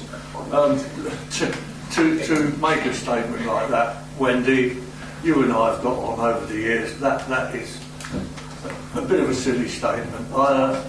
If you add the finance to it and say, well, could we do it better financially, could we put advertising in it, that would be a different argument. I don't argue how many times parish magazines come through my door. It is our duty. We have to issue an annual report. That is a way of doing it. And believe it or not, of our district, Daventry Colin is exceptionally well received. As an ex-portfolio holder, I congratulate the current portfolio holder. I will not listen to people who want to cut that down. It is a form of communication and we are proud of it and I think it should carry on. There's only one of many boards actually, just get make that point as well. Are there any more comments? I'll let Councillor Howard come back. Oh, sorry. Yeah, Councillor Organ and Councillor Yeah, thanks for letting me speak. You know, maybe it isn't read as much as we want, but I don't think that's the point. The point is about having a tactical menu of as many different forms of communication as we can, so we can get our message across. And therefore, you know, I sustain these things. You know, I've had to get messages across to the public, and sometimes it's really, really difficult. But if you have a tactical menu of as many different ways as possible, then hopefully the messages get across and the communication is transferred then to the community so they know what's going on. And the press stats come out every month, which shows the e-communication or digital communication as well, which also shows an increase on month on month. So we've got Councillor Robertson and then Councillor Ritchie. Thank you for allowing me to speak, Chair, not being a member of this group. But I must say that the idea of not issuing one of our methods of communication quite so often is abhorrent, really. We must move much more positively into the electronic age when it comes to communication. I agree with that, absolutely. In fact, I think just one person of staff probably isn't enough. We probably need more than that, because the whole situation in communications is changing very rapidly now. It's taken a while to progress. Now it's going like a speed train. And if anything, we need to spend more on it. Well, they are, Becky. I'm not sure how finance lady's taking that order. No, Councillor Robertson. Councillor Ritchie. I agree that the staff do a good job in what we produce. I think that Daventry Calling would be read more, though, if perhaps they had recruited more people with perhaps a background in the tabloid press. I would not often recommend that.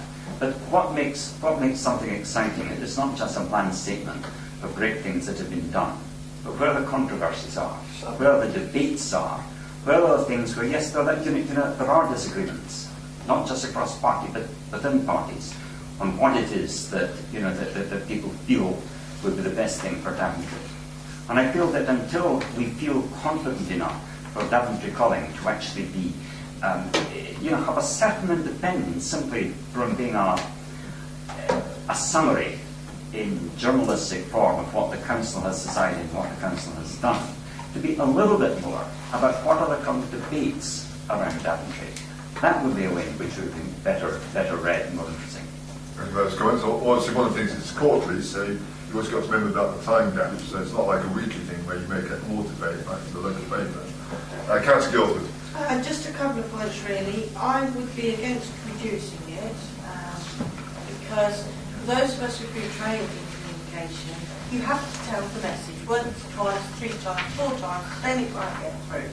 It's not just send the one communication out. Secondly, again, because of my day job, a lot of the population are elderly. And yes, there's a change in circumstances, Facebook, tweeting, etc. But those elderly populations still want the hard copy, and they are the bigger proportion at the moment. You're absolutely right. I count myself there as well. Thank you. I got, sorry, Tony, you want to do it? Yes, Chairman. I think a lot of the debate has been around Daventry calling. I know, I said that. Daventry calling is one part of one thing within the strategy itself. But just on Daventry calling, to reassure members that we will be undertaking a review of Daventry calling and we'll be bringing a report in the next cycle of meetings. Thank you, Tony. That's very helpful to know. Councillor Paul. Yeah, thank you, Chairman. It's 8:45 on the 15th of September. I've already put on record that I actually agree with Councillor Ritchie. There is probably scope for a little bit more light-heartedness. It was said by many people, if you want to get the message across, write it in some newspaper language. However, to do that, I believe it would need more pages, and to do more pages would be more cost. So I'm happy to agree with Councillor Ritchie that we could put a more light-hearted element in it, but there would be a cost. I'll leave that to the portfolio holder. I come back to Councillor Howard, just to summarise now. I feel a little bit disappointed with the organisations like the credit union. We won't be able to, if we ever did go to a less, because it's the people that need it that should be reading it. And the information from the credit union is to look after the people that need the credit. I'm also a bit surprised because Councillor Randall, you recently, not long ago, asked for more issues so you could take it to either a rugby club or football club. I forget which one it was. Sorry, I didn't hear that. Because it had a feature in there, that's why. Oh. And they didn't get it dropping through their door. As you know, we have had problems with the distribution of it. That's why I asked for. We're monitoring that, and that's what's review when we go to the next phase. So we will come back to that. I also find it quite disappointing because when I spend time in the Evelyn Wright, which is very quite close to my heart, the people who are in the Evelyn Wright that I go to know me as a councillor, and they actually ask me all the time, have I got it? They ask me every time I go in, have I got a brochure? And I drop in a few every now and again, as we do with the health centre and a few other homes. The one on Lang Farm also asked me for extra copies. Even though they get them, they ask them for their friends and family who come round to their house. So I think it's a great thing, but then I've got a personal interest in it. I'd just like to summarise or put the conclusion that this approval tonight will, if it goes through, will provide an up-to-date framework and a direction for the Council's communication and marketing activities for the next 3 years. So I hope it's all approved and recommended here tonight. As we do, Councillor Howard, can I just ask Tony about the... we had some issues about distribution. It's involved one of my villages. Yes. One you live in, Councillor Robertson. And that's been getting better, actually. I just wondered if you got any feedback on that, Tony.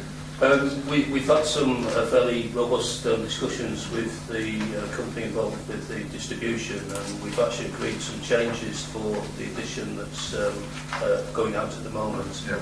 And what we've asked is those who responded previously to respond again, so we can actually monitor the impact of those changes.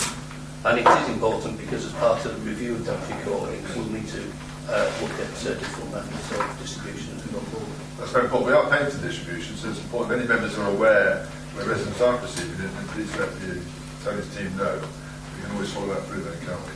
And sometimes people get it, don't think they got it. You know, sometimes they're mistaken. There have been times where definitely they haven't been living in the village or certain areas. So it's important that you get that information.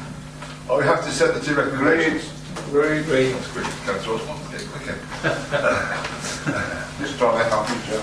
Right, Community Culture Leisure Issue, Community Lottery, Councillor Hills. Thank you, Chairman. I'd just like to draw your attention that this report is a result item. It is a consultation that could affect future policy. The original idea came from Aylesbury Vale District Council via the LGA conference. This is a consultation and investigation document, so really it's an exploratory one. And as I said earlier, it could involve a policy position. We need to consult the public, and further research is needed to see that it is valid and it is a benefit to the district council and the people who take part in it. I personally have an open mind. There are lots of questions to be answered, and I think we've covered those very adequately at the bottom of page 62 and on page 63. There's quite a lot of questions there that we need to know the answers to before we move forward. So my answer is, let the people have their say.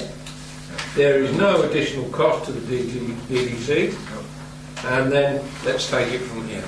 Thank you, Steve Councillor Hills. I have to say the leader, Elsewhere, wasn't it? Yeah. Yes. He advocated this very strongly at the LGA conference. I thought it's worth looking at. So I'm very pleased we're looking at it, and we'll see what responses we get. Because it works well for them, so it works for them. Another consultation, Chair. Well, let's see what happens. Okay, are we happy to accept the resolved item? Thank you.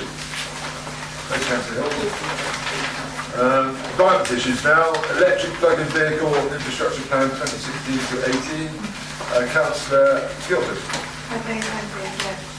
Ultimately, the plan before you has been produced to develop and increase plug-in infrastructure across the district of Daventry. It is clear that electric plug-in vehicles on the road are increasing. However, it is also clear that the lack of charging points is restricting the use of electric vehicles. The electric plug-in vehicle plan before you has 5 key objectives.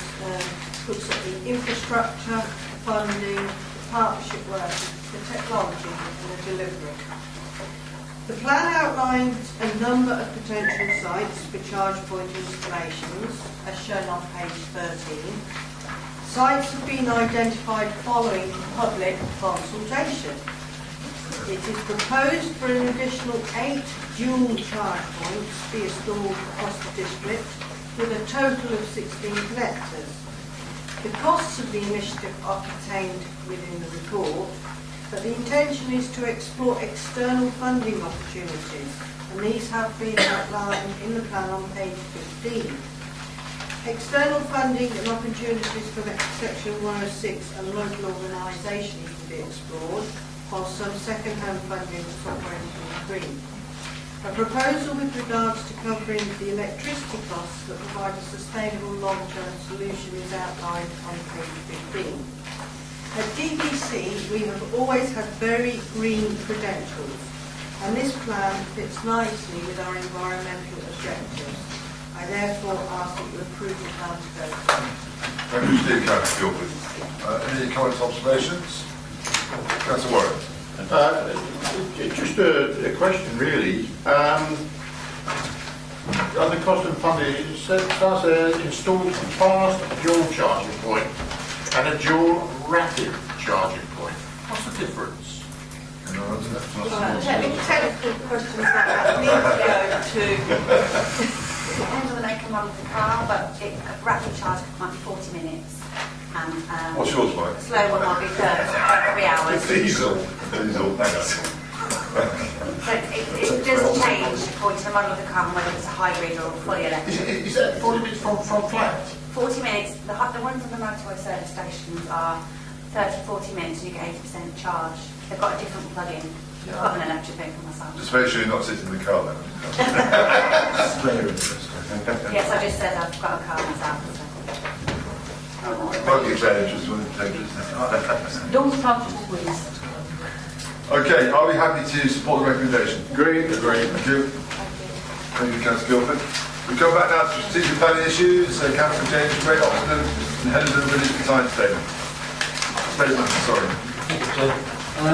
First of all, consider the responses to the consultation exercises on draft Great Oxford and village design statements and proposed changes to the documents prior to their adoption.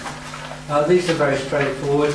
There are some minor editorial changes to both, but the recommendation is that the revised village design statement for Great Oxford be adopted, and that the revised village design statement for Callaghan be adopted. There are no controversial issues. Thank you, Councillor James. Are there any comments or questions? Happy to accept. You want to comment, Councillor Arden? I just think the sooner you accept proximity, the better now. Okay, that's fine. So that's the record, so hopefully 3 weeks that will be the case. Agreed. Agree with the recommendation? Agreed. Thank you. Next one is Brixton Neighbourhood Development Plan. Councillor James. This purpose of this report to consider the recommendations of the examiner following the examination of the Brixton Neighbourhood Development Plan and seek approval to put the plan for a referendum. There are some minor changes to this in respect of bringing up-to-date references to planning matters, the planning situation. Otherwise, there are no controversial issues in this at all, and recommend that the plan now go out to a referendum. Half of the people who vote, half of them will vote for it, and of course the business manager will make the plan. Thanks, Lisa. And I know Brixton is the largest village in the district. A huge amount of work's gone on this neighbourhood plan, and by local people who've actually put an awful amount of effort in. I know they're very pleased to be getting to this stage. That's good to see. Are there any comments or questions, or are you happy to accept the recommendations? Agreed. Thank you. And your last one, Councillor James, is the local plan evidence-based landscape study.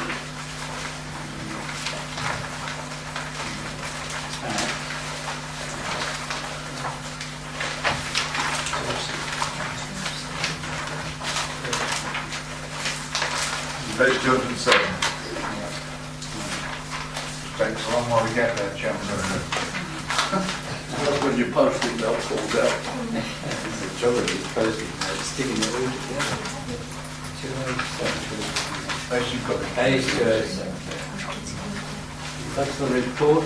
To propose releasing 45,000 from earmarked reserves to fund evidence-based work for the Part 2A settlements and countryside local plan. There is a need to bring up to date a landscape study that was to use as a local evidence base for planning matters. Estimated cost is about 45,000. I believe I'm right in saying there hasn't been a study done like this for many, many years, and the need is long overdue. So I would recommend that the 45,000 is released for the purpose of getting that, funding that evidence base for the local plan. Thank you. Very important piece of work, actually. Thank you. Councillor Paul. Yeah, thank you, Chairman. Does this involve another full-time employee, or will it be carried out by existing staff, Chairman? Thank you. Councillor Paul. Chairman, this is consultancy work managed by existing staff. Lovely, thank you. Thank you. Okay, thank you. Any other questions? We have to accept the recommendation. Agreed. Thank you. We now move on to resources issues. First of all, self-sufficient local government, 100% business rates retention, consultation. Councillor Shepherd. So thank you. We have before us a draft consultation response to the government request to respond to a number of detailed and in some ways really quite curious questions.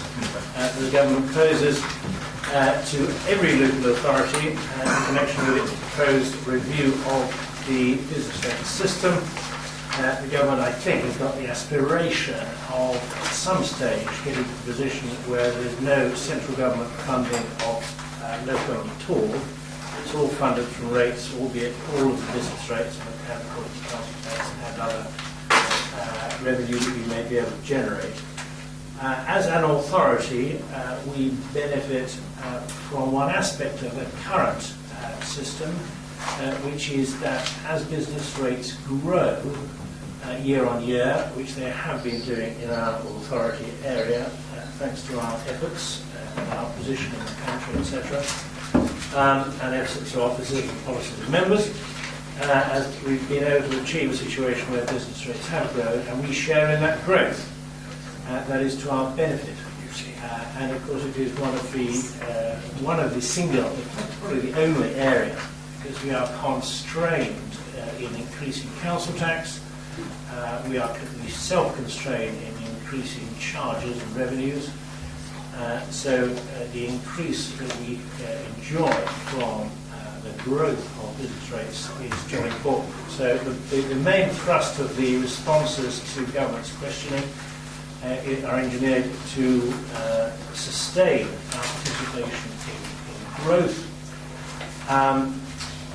The questionnaires have been answered as members have seen. I don't propose to go through those in any particular detail other than you will see at numbers 4 and 6 specific reference to preservation of growth.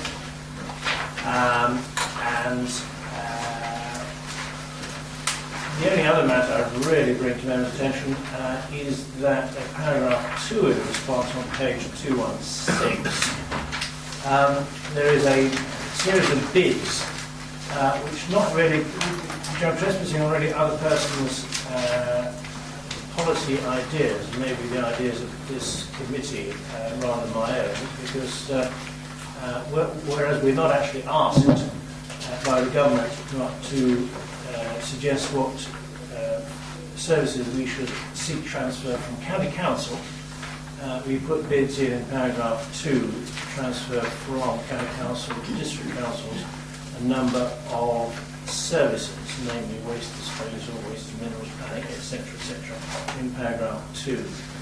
I wouldn't be too excited about that, and I'm not going to suggest any particular amendments. I just draw it to what, of course, will happen to this document is that it will undoubtedly not be read by the Secretary of State. It will be read by some minion who has a pro forma to fill out with respect to all the returns from all the councils.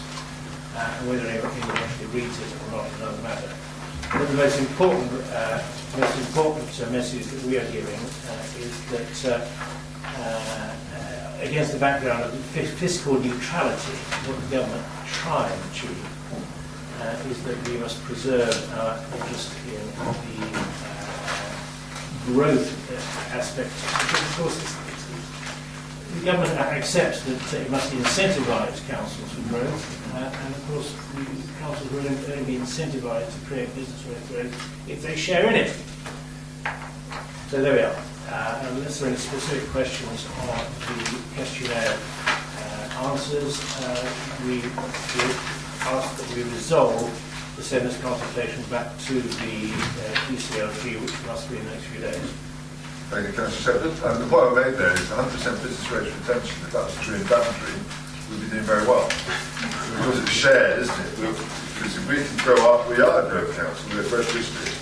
And obviously we do very well if it all came to us, because that's not the reality, is it, Councillor Shepherd? There's absolutely not. What the government talks about is always government that double speak by giving local government 100% business rate retention. It means just that. It means local government as a whole will retain its business rate. There will still, as guaranteed, still to be quite a significant amount of DDC business rates that are cycled off to more needy councils.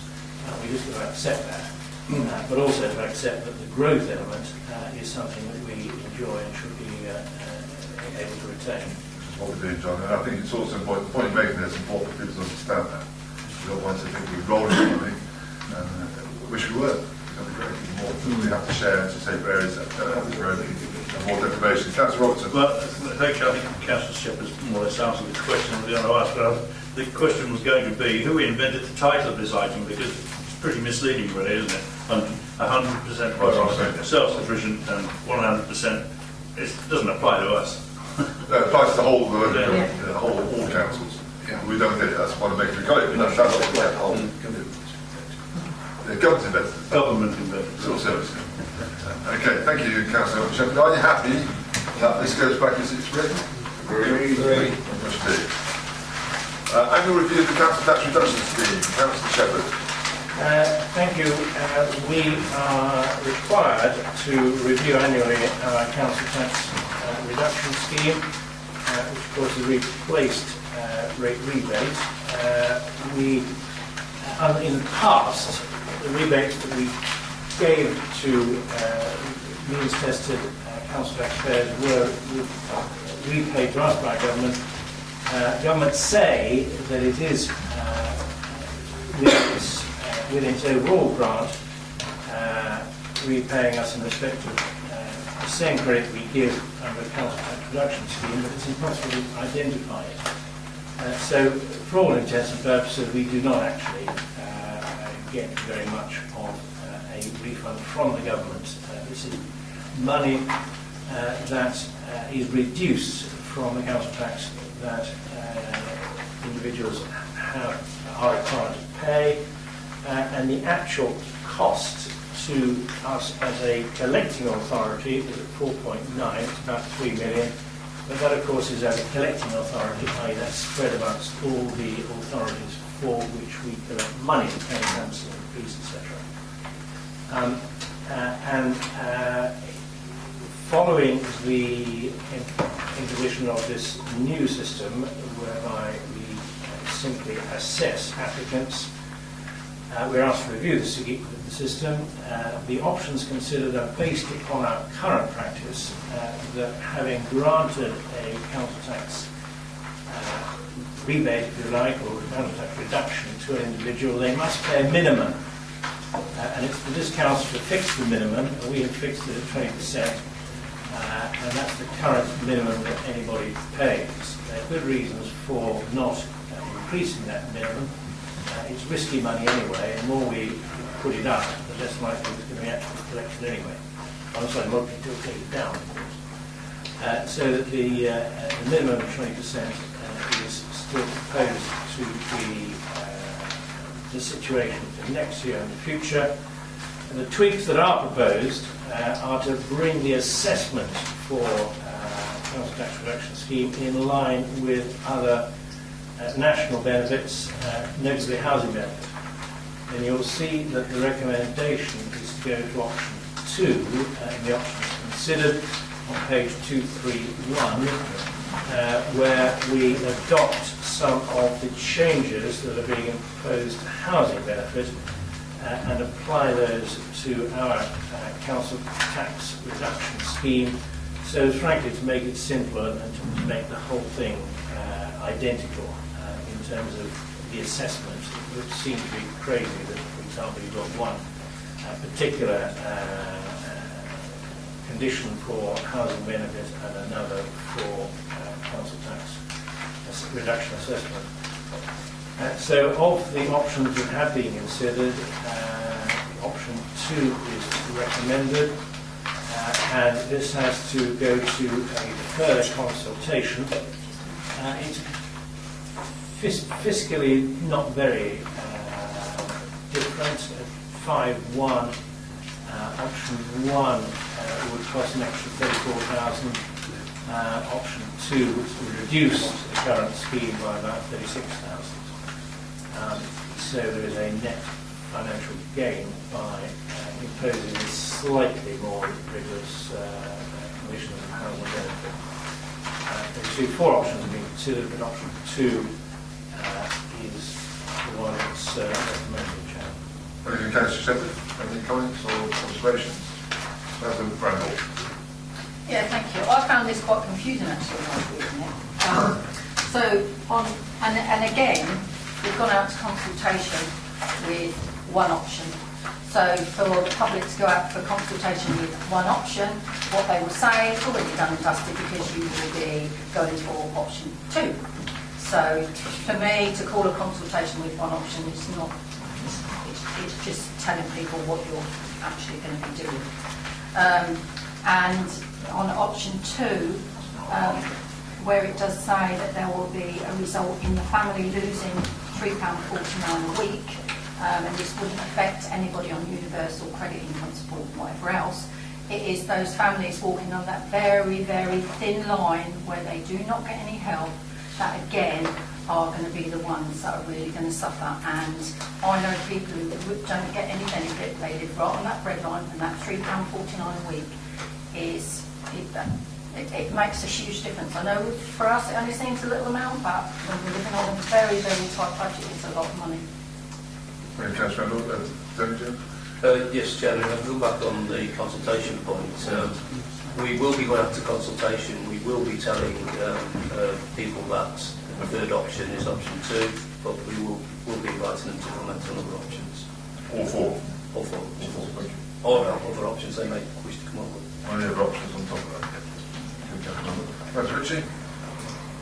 Yes, I feel this is one of these areas in which we could have any number of briefings to get around the complications of the, of the different bits of the benefit system. I expect that somewhere in these offices somebody has got a massive spreadsheet to do all the calculations about what these different adjustments might mean. But what I don't feel coming through it, what I don't understand, is somebody who can say what it actually means to individual people. Not suggesting that you talk about particular cases other than totally anonymously, but I think that in a matter like this, we have got to understand what it is that we are actually doing, what we are actually asking of families. It strikes me too that the total amount of money involved in the adjustment is not, 36,000 is not a fortune in terms of our budgets. And whether we should be in the position of suggesting that we are going to look for ways of balancing our books by changing the benefits of some of the poorest and many of them vulnerable people within the district. I just think that, don't think about it in terms of ideology, just think about it in terms of public relations and how Daventry Council might be portrayed for acting this way. Thank you. Come back to that. Thank you, Councillor Ritchie. Councillor Osborne? Chairman, there is another way of looking at it, Councillor Ritchie, is that this amount of money is being paid for, subsidised by all the other people that do pay. And this benefit is being given by this council to help people out that have been in that position. And it isn't just this year. How many years has it been going for now? 3 years, is it? 2 years? This was introduced in 2013. 2013. Yeah, so it's been going 3 years that we've been helping people out that are more unfortunate than ourselves. You can't keep doing it. And all we're saying is we're giving a lesser amount out. That's all. They're still getting some benefits, but they're not getting as much as they were. And I think Daventry District Council has been quite reasonable and quite good, and I'm quite proud that we've done it. You can't keep... Okay, in a real world where money wasn't a problem, you'd say, let's double it, let's treble it, let's give the poor people, let them have it free. But I'm afraid we're not in that kind of world, and a slight reduction is I support it completely, Chairman. Thanks, Councillor Osborne. Councillor Shepherd, any comments on what it is? Chairman, yes, we're required to review the scheme. A significant driver for reviewing the scheme is making it simpler. The simplicity is achieved, and that's for the benefit of everybody, applicants and officers. Simplicity is achieved by tying with housing benefit regulation changes. Housing benefit regulation changes include, for example, reducing from 6 months to 1 month the backdating. And I'm sure that no one would really object to that if someone has neglected to make a claim for over a month. Frankly, you shouldn't seek to obtain that extra 5 months of credit. Similarly, if one is absent from the house for 13 weeks, that shouldn't generate credit, so that's being used forward. Those would not, I suggest, create any hardship. It is impossible, and this one it looks at an individual claimant and before and after the scheme. It's rather difficult to say what he or she would be, how he or she would be affected. But overall, as I said, it's driven principally by simplicity, and I commend the recommendation. Thank you, Councillor Shepherd. Councillor Yeah, it's just one more. Thank you for letting me speak. It's just does a simpler system allow us or ensure that we can identify fraud? Because one of the biggest concerns I have is that we need to get money to the needy, but we also need to identify in our systems to ensure that those that are defrauding us are being caught and money stopped. So does a simpler system allow us to have more effective fraud? It's tempting to say yes, the simpler the system, the more effective it is, on a crude basis. But I must say, I'm not whether we. So do we ever look at it that way? Think about, okay, we're going to change the system. Can we just make sure that we can identify fraud? Well, certainly when the system was originally designed, I'm sure that fraud would have been a consideration. Yeah, if I could come back on that point and an early point by Councillor Ritchie. On that point, I think the simple answer is no. What it's doing is looking at simplifying the system so it's easier to understand for claimants, as opposed to tightening it up in respect of any identifying fraud against fraud. I think picking up the point from Councillor Ritchie, which in part was answered by Councillor Shepherd, in respect of the changes, these will be for new claimants or future events. So that's why it's not been possible to actually calculate an exact figure in respect of that. Thank you. Are we happy to set the recommendation, resolved item actually for this out? All options will be on. Thank you. Our final item tonight is the capital revenue budget, medium-term financial plan 2017-18. Councillor Shepherd. Chairman, thank you. Basically an information report. 5 points, if I may just highlight. Paragraph 4.5. It is confirmed that we have a 4-year guaranteed minimum grant envelope, which is marvellous. We never had, I don't think, such a look into the future, and that's a good piece of news.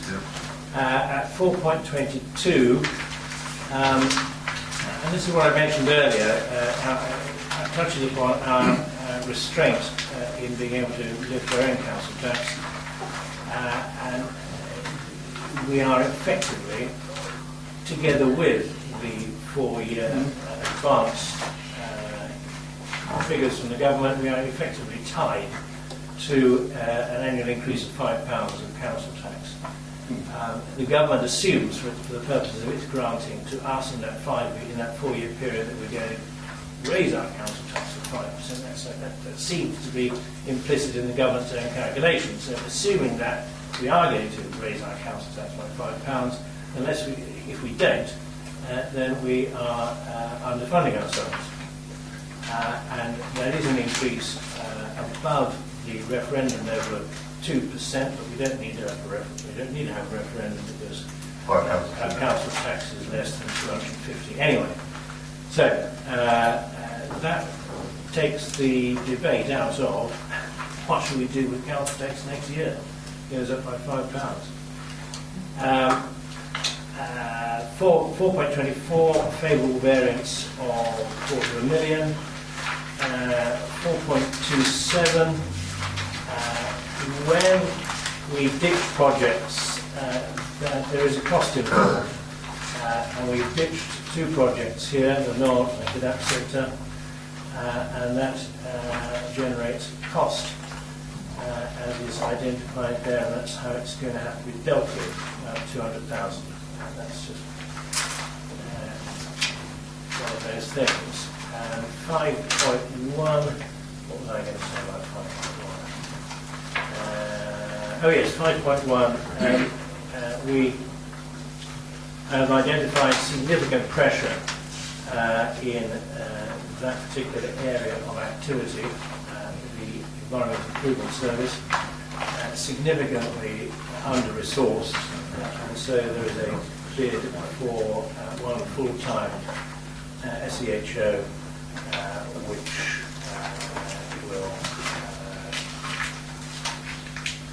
which would have to be provided for. So that's a growth bid in 16-17, this year. Those are the point I have to move on to the board is exemption, I think, Chair. Might come back to Councillor Shepherd. Order first. Yeah, members, hot off the press really, I just wanted to let members know about is that DCLD have today published a technical consultation on the 2017-18 local government finance settlement. And there are certainly two items in there that I think members will be most interested in that they have confirmed that in terms of the multi-year settlements, and certainly in part 4.6 we've mentioned that there was actually 3 strands that they were offering certainty on.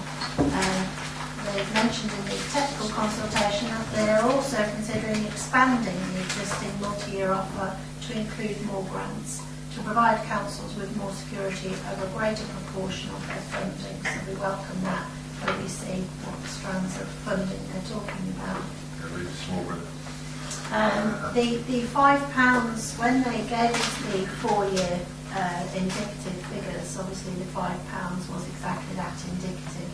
The technical consultation has confirmed that shire districts will be allowed to increase up to £5. And this is the bit that members will most be interested in, certainly those parishes. And I've mentioned before in terms of referendum limits, and it has said that they would look. And for the first time, referendum principles will apply to town and parish councils for which the Band D charge is higher than £75.46 and the total precept is over 500,000.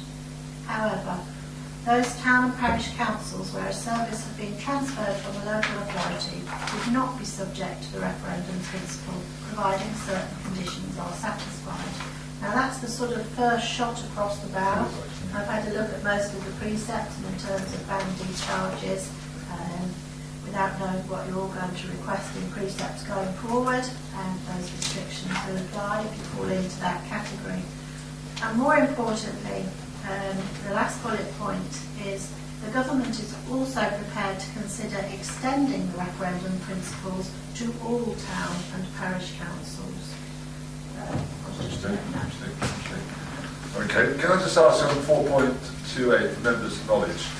Obviously we reported 2 projects there and there's a cost involved. What were the abortions?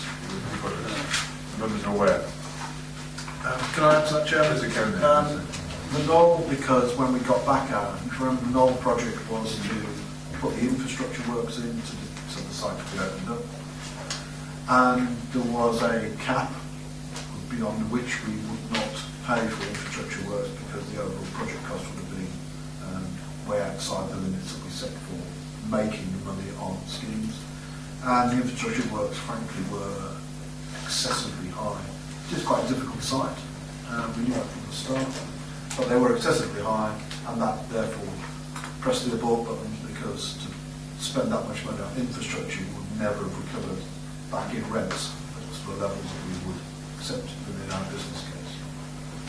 The Cadet Centre is simply one of those projects that, in the grand scheme of things, when we were looking at Site 5, which is where the Cadet Centre sits, we were looking at a very large supermarket.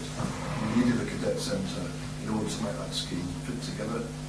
Now, at this moment in time, with the scheme being significantly smaller and different components, the Cadet Centre is now not worth us investing in, and therefore the cost that we incurred up to that point are limited.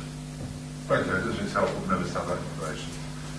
Any other comments or questions? Councillor Warren. Yes, it concerns 4.14, which is the new home bonus, which is the bonus reduction. Is this going to impinge on our ability to fulfil the commitment towards the regional bypasses? I understand that was actually coming out of the new home bonus part. Simon? Thank you, Chairman. The simple answer is no. The way we construct the county council, because we're aware there are risks about this, is we have a duty as Daventry District Council to pay them the new home bonus receipts expected from Churchfield's development, from the number of houses we're expecting for North East Daventry urban extension. So we bear the risk, if you like, on the number of houses, and if they don't come from Churchfield's then we have to allocate new house bonus from, say, Oakmore or somewhere within this 2 mile radius of Daventry. However, the amount of new house bonus is a risk that the county has to bear. So if new house bonus is cut, then the amount the house bonus received from us is equally cut. And indeed, if new house bonus disappeared, then we would pay £0 per house on the houses constructed. So hopefully that reassures you. Yeah, it just concerned me a little bit that... No, that's right. No, it's fair. It's a fair point. Very fair point. Thank you. So, Councillor Paul. Yeah, thank you, Chairman. Page 239, 4.24. Oh, yeah. It shows some very, very positive outcome. I'm particularly pleased with it under my portfolio. When we met earlier, a few months ago, we were sitting at around 95% occupancy. Hot off the press, we're now up to 98% occupancy. I think, probably much to do with our building regeneration plan of our commercial properties. And when I look at the various 0.283, and then I look at the null, we don't very often get it wrong, but this particular 2.4, I think officers and our 151 officer deserve a lot of praise for the work that we've done on that one. Thank you, Councillor Paul. Any other questions? Or are we happy to accept the 5 recommendations before us? Agreed. Thank you. That concludes tonight's meeting. Thank you for your attention.